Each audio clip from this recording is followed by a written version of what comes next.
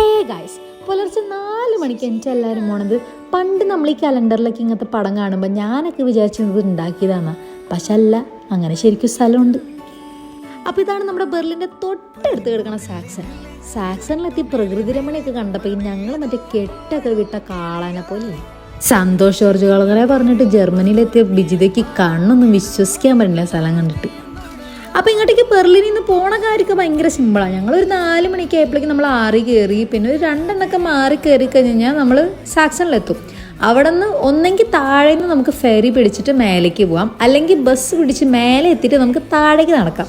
ഞങ്ങൾ താഴെ നിന്ന് നടക്കാനായിരുന്നു ഉദ്ദേശിച്ചത്. അത് കുറച്ച് നല്ല എക്സ്പീരിയൻസ് ആയിരുന്നു. നടന്ന് അത്യാവശ്യം എല്ലാവരും ഊപ്പാട് ഇളകി. പിന്നെ ഞങ്ങൾ ഫുഡൊക്കെ കൊണ്ടുപോയേക്കാൻ അവിടെ ഇരുന്ന് കഴിച്ച് മഴ പെയ്ത് കാരണം അധികം സമയം എടുക്കാണ്ട് ഞങ്ങൾ തിരിച്ചും വന്നു. നല്ല തിരക്കായിരുന്നു വീക്കെൻഡ് ആയത് കാരണം.